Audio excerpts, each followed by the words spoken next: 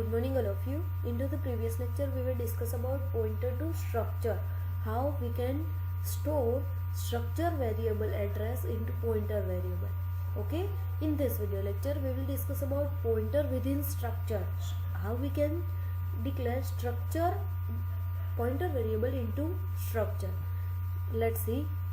We can also use pointer within structure as member pointer variable.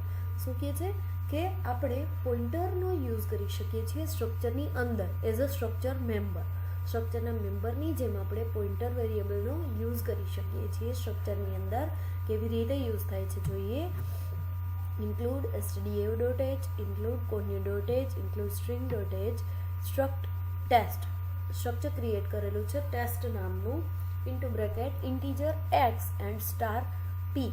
Means કે integer નામનો એક x variable declare કરેલો છે ને એક પોઇન્ટર વેરિયેબલ ડિક્લેર કરેલો છે. સ્ટ્રક્ચરની અંદર pointer variable is a member declare કરેલો છે, સ્ટ્રક્ચરનો બ્રેકેટ ઓવર કરેલો છે ને t1 નામનો સ્ટ્રક્ચર વેરિયેબલ ડિક્લેર કરેલો છે. બરાબર. Void main clr printf enter value of x.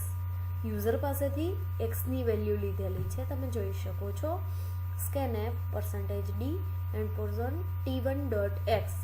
કોઈ પણ સ્ટ્રક્ચરના મેમ્બરને એક્સેસ કરવા માટે સ્ટ્રક્ચર વેરિયેબલની રિક્વાયરમેન્ટ રહેશે. આવું આપણે જોયું હતું જ્યારે આપણે સ્ટ્રક્ચરનું ચેપ્ટર જોતા હતા ત્યારે.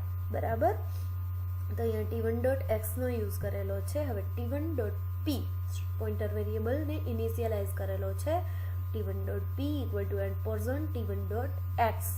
શું કરશે? એક્સનું એડ્રેસ છે પીની અંદર સ્ટોર કરશે. બરાબર. printf the value of x equal to %d t1.x. એક્સની વેલ્યુ પ્રિન્ટ કરાવી છે. એક્સની વેલ્યુ તમે અલગ અલગ ઘણી બધી રીતે પ્રિન્ટ કરાવી શકો છો. બીજી કઈ રીત છે તો star into bracket ampersand t1.x. આ રીતે પણ એક્સની વેલ્યુ પ્રિન્ટ થશે. એન્ડ સ્ટાર t1.p એ રીતે પણ તમે એક્સની વેલ્યુ સ્ટોર કરાવી શકો છો. આ રીતે વેલ્યુ પ્રિન્ટ થશે. હવે આપણે એડ્રેસ પ્રિન્ટ કરાવવું છે, એક્સનું એડ્રેસ શું છે તેમની પણ ઘણી બધી અલગ અલગ મેથડ છે. એક તો એન્ડ પોર્ઝન t1.x એટલે શું થશે? એક્સનું એડ્રેસ પ્રિન્ટ થશે. t1.p આ રીતે પણ આપણે એડ્રેસ પ્રિન્ટ કરાવી શકશું. એન્ડ પોર્ઝન t1.p આ રીતે પણ આપણે પીનું એડ્રેસ જે એક્સનું એડ્રેસ છે પ્રિન્ટ કરાવી શકશું. એડ્રેસ પ્રિન્ટ કરાવવા માટે ડેટા ટાઈપ કઈ લેવાની થશે? અનસાઇન્ડ ઇન્ટીજર એટલે %u નો યુઝ થશે.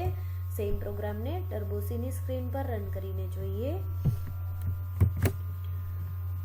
જો તમે જોઈ શકો છો મેં અહીંયા શું કર્યું છે, સ્ટ્રક્ચર ક્રિએટ કરેલું છે.